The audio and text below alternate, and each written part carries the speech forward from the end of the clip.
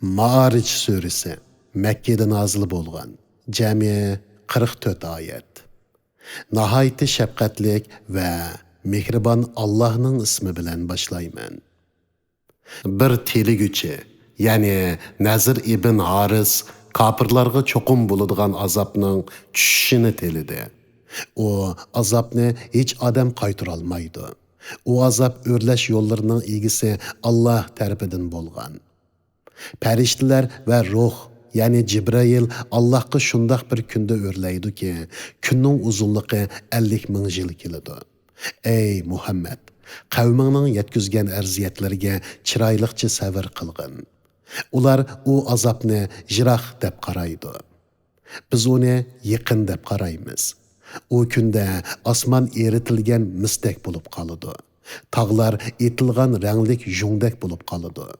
Her adam öz hali bilen bulup kaldıganlığı üçün dostidan körüp durup hal sormaydı. Günahkar adam öz orniga oğullarını, ayalını, qerindişini ve özü mensup bolgan kavim qerindaşlarını ve yeryüzündeki cimi adamni berip bolsumu bu kündeki azaptan qutuluşni arzu kılıdı. Yo'q, o muqarrar dozaqdır. Yani bu günahkar kapır mundaq arzudan yansın. Pida qilingan hech qandaq narsa uni azapdan qutqizolmaydi. Uning oldida dozaq yenib turadi. U haroratining qattiqligidan boshning terisini shiladi. O haqdan yüz örüp buralgan ve pul, mal yığıp saklagan, onundan Allah'ның ve miskinlerinin hakkını ada kılmıganlarını çağırdı.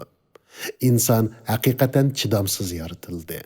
Onunğa yoksuzluk, ya ki kesellik, ya korkunçtek bire köngülsizlik yetken çağda zarlanğucudur. Bire yaxşılık yetken çağda bexillik kılğucudur. Fakat tövendekiler bunundan müstesna. Ular namazga hemişe riayı kılğuculardır.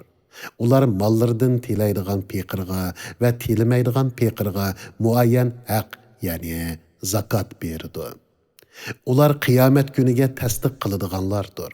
Ular Parvardigorning azobidan qo'rquvchilardir. Şübhisiz ki, ularning Parvardigorning azobi Allah amin qilgandan boshqa hech bir odam uchun amin bo'lg'ili bo'lmaydigan narsadir. Ular avratlarini haromdan saqlag'uvchilardir. Faqat xotinlari va cho'rlari buningdan mustasno. Özlerinin xotinlari ve çöğürleri bilen yaqinchilik qilganlar malomat qilinmaydi. Cinsi talipini qandırışni bunun sırtıdan teligüçiler haddidan aşquchilardir. Ular özleriga topshirilgan amonatlarga ve bergan ahdiga rioya qilg'uchilardir. Ular to'g'ri guvohlik berguvchilardir. Ular namozini ado qilg'uchilardir. Ana shular jannatlarda hurmat qilinuvchilardir. Ey Muhammed, kapırlarga nima bo'ldikin, ular sen tarafga tez kelishib, o'ng sol tarafingda top bo'lib o'ltirishidi. Ulardan har bir odam nozu ne'matlik jannatga kirgizilishni ta'ma qilamdi. Yo'q, ya'ni ular jannatga mangu kirolmaydi. Shubhisizki, biz ularni ular biladigan narsalardan yaratdik. Məşriqlərinin və məğriblərinin pərverdigarı bilən qasam ki, ulardan yaxşıraq adamlar bilən almışdırışqa, yəni ularni Allah qılıb, orniga ulardan artıq və Allahqa itaatçan bir qavmni keltirishga biz əlbəttə qadirmiz. Biz bunundan aciz emasmiz. Ey Muhammed, ularni qoyub etkin. Ta ki ular vədi qılınğan künge mulaqat bolğanğa qədər batılğı çömsün. Dünyası da oynasın. O künde ular qabrlardan çıqıb, xuddi tiklab qoyğan butlarga qarab yugurgandek məhşərgahqa yuguruydu. Ular Allah'tan uyulup yuqarı qarayalmaydı. Ularni xorluq uğruvalıdı. Ani şu ularga vədi qılınğan kündür.